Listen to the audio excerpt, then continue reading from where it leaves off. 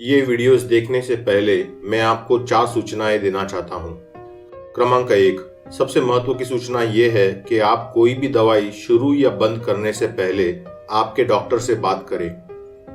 Doctor से बात किए बिना गोली लेना गैर कानूनी तो है, मगर गलत दवाई के दुष्परिणाम से जान का खतरा भी हो सकता है। अगर आपको दिल की, रक्त के दाब की या फिर गुर्दे यानी किडनी की बीमारी हो तो आपने पानी और नमक का सेवन बदलने से पहले भी आपके डॉक्टर से बात करनी चाहिए। क्रमांक 2, इन वीडियो में असली मरीज नहीं है, मरीज की भूमिका एक अभिनेता ने निभाई है। क्रमांक 3, इन वीडियोस में बहुत जानकारी है। इन वीडियोस का ज्यादा से ज्यादा फायदा उठाने के लिए आप एक पेन और पेपर ले लें और इन वीडियोस में महत्व की चीजें हैं उन्हें लिख लें। अगर जरूरत पड़े तो वीडियो पॉज या रिवाइंड करके दोबारा देखें। क्रमांक 4, ये वीडियोस मैंने मरीजों की मदद के लिए बनाए हैं। इन्हें बेचने की इजाजत मैं किसी को भी नहीं देता। ये मुफ्त है और आप इनकी जितनी कॉपीज बनाना चाहे उतनी कॉपीज बना सकते हैं। आप इन्हें अन्य मरीजों में बांट सकते हैं। ये वीडियोस www.aapkadimag.com इस वेबसाइट पर मुफ्त उपलब्ध है। अगर आपको ये वीडियोस किसी ने बेचे हैं तो तुरंत मुझे संपर्क करें। संपर्क की जानकारी यहाँ दी गई है, इसे नोट कर ले। सबसे महत्वपूर्ण सूचना मैं दोबारा सुनाना चाहूंगा। कोई भी दवाई लेने या बंद करने से पहले आपके डॉक्टर से बात करें। ऐसा ना करना घातक हो सकता है।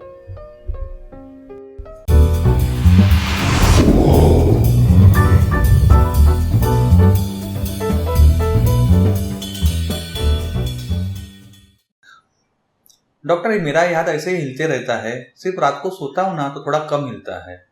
इसका ये क्या हो सकता है? ये क्यों हो रहा है? हाथ हिलने के कई कारण हो सकते हैं। इनमें से 2 मुख्य कारण हैं, इसेंशियल ट्रेमर और पार्किंसंस डिजीज। इसेंशियल ट्रेमर की बीमारी में जब आपका हाथ कोई काम कर रहा हो, जैसे आप पानी पीने का प्रयास कर रहे हो या फिर लिखने का प्रयास कर रहे हो, तब यह ज्यादा हिलता है।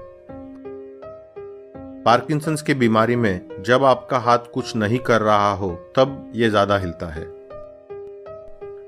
और भी अन्य कारण होते हैं, जैसे छोटी आंकड़ी है दिमाग के एक भाग में जिसे हम रेड न्यूक्लियस कहते हैं, उसमें स्ट्रोक हो जाना।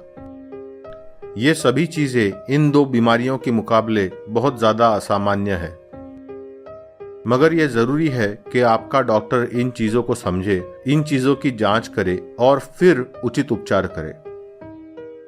इन दोनों चीजों में कभी कभी तय करना मुश्किल हो जाता है, लेकिन जिस हिसाब से आपका हाथ हिल रहा है उस हिसाब से आपको पार्किंसंस ही हुआ है ऐसे लगता है। पार्किंसंस? और ये तो बहुत सीरियस बीमारी है। इसके घातक परिणाम भी हो सकते हैं। ये घातक बीमारी नहीं है। अगर उचित उपचार किया जाए तो ये काफी हद तक कम या फिर बंद भी हो सकती है। पार्किंसंस घातक बीमारी नहीं है, पर इससे कई बार मरीजों को चलने में तकलीफ होती है, वो गिर सकते हैं। गिरने के कारण उनको चोट आ सकती है और कभी कभी उनको सर पर भी चोट आ सकती है। इसलिए पार्किंसंस का सही उपचार करना बहुत ही महत्वपूर्ण है। डॉक्टर, ये पार्किंसंस क्यों होता है? पार्किंसंस दिमाग में डोपामिन नाम का रसायन कम होने के कारण होता है। हमारा दिमाग इलेक्ट्रिसिटी और रसायनों पे चलता है। कभी कभी एक रसायन थोड़ा कम या ज्यादा हो जाने के कारण बीमारियां होती है। पार्किंसंस की बीमारी दिमाग में डोपामिन नाम का रसायन कम होने के कारण होती है। डोपामिन हमारे दिमाग में पिछले वाले भाग में बनता है।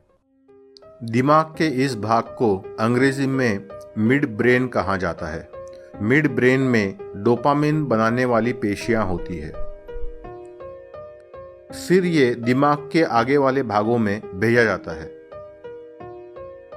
पार्किंसंस की बीमारी में डोपामिन बनाने वाली पेशियां किसी कारण नष्ट हो जाती है। ये क्यों नष्ट हो जाती है, इसका कारण पूरी तरह मेडिकल साइंस समझ नहीं पाया है।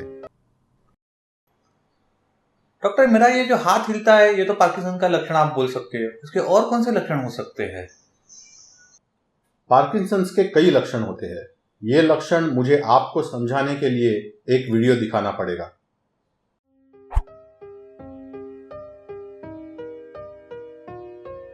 डॉक्टर से पार्किंसंस सिद्ध करने के लिए और कौन से टेस्ट किए जाते हैं? पार्किंसंस का निदान 100% गारंटी से लगाने वाला कोई टेस्ट नहीं होता, लेकिन डैट स्कैन नाम का एक टेस्ट होता है, DAT स्कैन। ये पार्किंसंस का निदान लगाने में काफी हद तक उपयोगी हो सकता है। डैट स्कैन MRI स्कैन की तरह होता है। जिनका डैट स्कैन पॉजिटिव होता है उन्हें पार्किंसंस होने की संभावना बहुत ज्यादा होती है। ये स्कैन पार्किंसंस और इसेंशियल ट्रेमर इन दोनों के बीच में का फर्क जानने में मदद करता है। आमतौर पर मैं ये स्कैन नहीं करता क्योंकि इसकी कोई जरूरत नहीं होती, मगर थोड़े से कॉम्प्लिकेटेड केसेस में इसकी बहुत ज्यादा मदद होती है। डॉक्टर, ये जो टेस्ट आपने करने बोले थे ये क्यों करने पड़ते हैं? पार्किंसंस जैसे दिखने वाली अन्य बीमारियां भी है।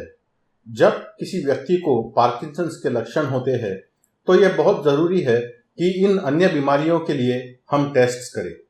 अगर ये टेस्ट नॉर्मल आते हैं, मतलब इनमें कोई बुरी चीज नजर नहीं आती, तो आपका डॉक्टर ये अनुमान लगाता है कि आपको ये अन्य रोग नहीं है और आपको पार्किंसंस ही है।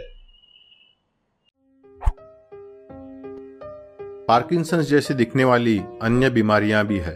जब किसी पेशेंट को पार्किंसंस के लक्षण होते हैं तो यह बहुत जरूरी है कि इन अन्य बीमारियों के बारे में हम सोचें। इनमें से आधी बीमारियां ऐसी है जो पार्किंसंस की तरह ही होती है, मगर इनमें कोई गारंटीड टेस्ट नहीं होता। ये बीमारियां हैं जैसे PSP है, MSA है, CBD है, DLB है। ये बिल्कुल पार्किंसंस की तरह ही नजर आती है। ब्रेन का MRI करने से इन चीजों के बारे में थोड़ा सा अंदाज मिलता है, लेकिन अनुभवी डॉक्टर आपकी आंखें कैसी हिलती है, आप कैसे चलते हैं, इन छोटी छोटी चीजों पर गौर करता है और उसे ये पता चलता है कि आपको इनमें से कौन सी बीमारियां हुई है। दूसरी भी ऐसी बीमारियां हैं जिसमें खून के टेस्ट उपयोगी पड़ सकते हैं। जैसे कभी कभी हमारे शरीर में और दिमाग में पित्तल या लोखंड की मात्रा बढ़ जाती है। इन्हें हम विल्सन्स डिजीज या न्यूरोनल ब्रेन आयन एक्यूमुलेशन कहते हैं। कभी कभी लीवर की खराबी से और कभी कभी कैल्शियम की बीमारी से ये लक्षण हो सकते हैं। अनुभवी डॉक्टर आपकी जांच करके और थोड़े से टेस्ट करके अन्य बीमारियों के लिए खोज करता है। अगर आपको ये अन्य बीमारियां हैं तो आपको इनके अलग अलग उपचार कराने होंगे, और अगर आपको ये अन्य बीमारियों में से कोई भी बीमारी नहीं है तो आपको पार्किंसंस ही है, ये आपका डॉक्टर अनुमान लगाता है और फिर पार्किंसंस का उपचार करता है। ये बात समझना बहुत ही जरूरी है कि ये अन्य बीमारियां पार्किंसंस के मुकाबले कम सामान्य है। ये कम लोगों में होती है। ज्यादातर लोगों में जिनमें आप जैसे लक्षण होते हैं उनको पार्किंसंस ही होता है। अच्छा, तो पार्किंसन है डोपामाइन की कमी से होता है, तो मैं अगर डोपामाइन ले लूंगा तो मेरे ये लक्षण कम हो जाएंगे? हाँ, मुंह से लेने वाली डोपामिन की दवाई को लीवोडोपा कहते हैं। अगर आपको पार्किंसंस है तो ये सारे लक्षण कुछ ही दिनों में या फिर ज्यादा से ज्यादा कुछ ही हफ्तों में कम हो जाएंगे। ये सुधारना लगभग गारंटीड है। कभी कभी मरीज की बारीक से जांच करने के बाद और काफी टेस्ट करने के बाद भी डॉक्टर के मन में संकोच रहता है कि इस मरीज को पार्किंसंस हुआ है कि नहीं। ऐसे समय पर डॉक्टर थोड़े हफ्तों के लिए आपको लीवोडोपा देगा। बिल्कुल थोड़ी ऐसी अन्य बीमारियां हैं जिनमें लीवोडोपा का इतना जोरों से असर होता है। अगर आपको लीवोडोपा से भारी राहत मिलती है तो आपको पार्किंसंस है।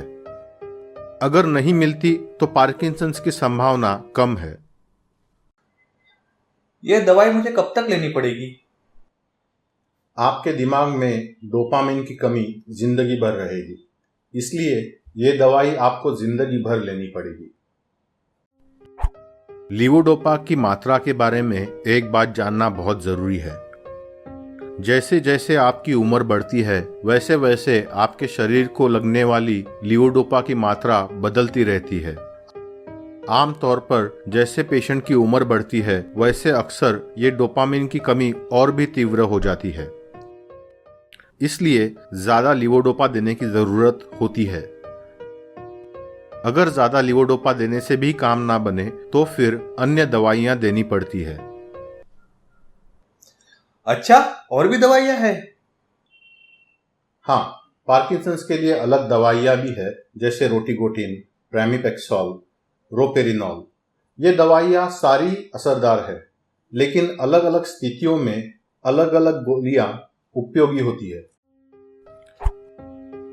अगर पेशेंट की उम्र कम है और अगर उसको तकलीफ सिर्फ हाथ हिलने की है तो कई बार डॉक्टर रोपेरिनॉल या रोटिगोटिन इनमें से एक दवाई से शुरुआत करते हैं।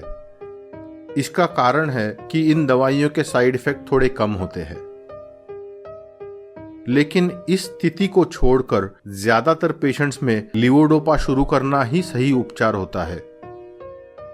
पार्किंसंस के लिए और भी अन्य दवाइयां हैं, जैसे एमेंटिडिन, रैसाजिलिन, सेलिजिलिन, एंटाकैपोन, टॉलकैपोन इत्यादि। काफी पेशेंट्स को अन्य दवाइयों की जरूरत नहीं पड़ती, लेकिन आपको इनकी जरूरत लगे तो ये उपलब्ध है। जैसे उम्र बढ़ती है वैसे काफी लोगों को एमेंटिडिन की जरूरत पड़ती है। मैं आपको बाद में बताऊंगा कि इसकी जरूरत क्यों पड़ती है। आपकी उम्र जैसे बढ़ेगी वैसे आपकी बीमारी धीरे धीरे बदलेगी। शायद आपको लीवोडोपा का ज्यादा डोज लेना पड़े, शायद आपको लीवोडोपा का कम डोज लेना पड़े और शायद आपको अन्य गोलियां लेनी पड़े।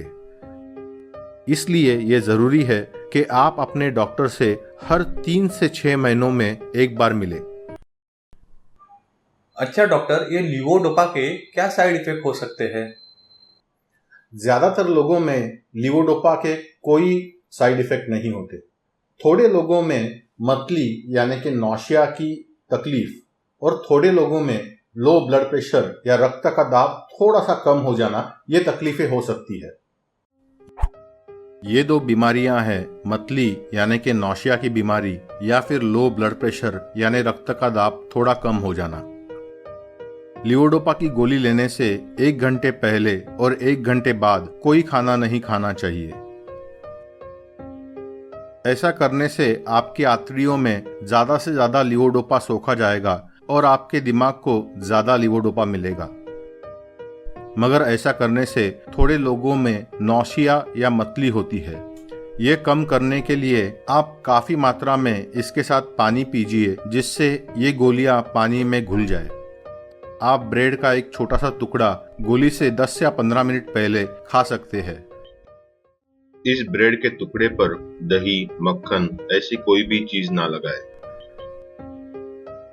अगर इससे आपका नौशिया कम नहीं होता तो कई दवाइयां ऐसी है, जैसे डोमस्टाल है, जिनसे आपका नौशिया कम किया जा सकता है।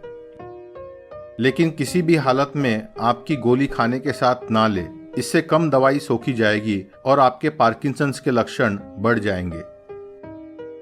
लीवोडोपा शुरू करने से पहले डॉक्टर आपका ब्लड प्रेशर लेगा और शायद आपको अचानक खड़ा करके 1 मिनट और 3 मिनट बाद फिर से ब्लड प्रेशर लेगा। जब हम खड़े होते हैं तब सारा खून गुरुत्वाकर्षण या ग्रेविटी से पैरों में दौड़ता है। हमारे दिमाग को खून मिलता रहे, इसलिए हमारा शरीर फिर पैरों की नलियों को थोड़े वक्त तक तंग कर देता है और दिल थोड़ा ज्यादा जोर से धड़कने लगता है। लीवोडोपा लेने पर यह चीजें कम हो सकती है और इसलिए अचानक खड़े रहने पर आपका सर बहुत हल्का लग सकता है। अगर आपको यह तकलीफ हो तो आपको बहुत पानी पीना चाहिए। आपके दिल के डॉक्टर के साथ बात करने के बाद शायद आपके ब्लड प्रेशर की गोलियां थोड़ी कम करनी पड़े और थोड़ा सा नमक का सेवन ज्यादा करना पड़े। ये तकलीफ कम करने के लिए आप दिन में 3 से 4 बार नींबू का शरबत थोड़ा नमक डालकर पी सकते हैं। ये करने से पहले अगर आपको हार्ट की कोई बीमारी है तो आपके दिल के डॉक्टर की सलाह लें। अगर फिर भी आपका सर का हल्का हो जाने के लक्षण नहीं चले जाते तो इसके लिए दवाइयां भी उपलब्ध है। ये वीडियोस देख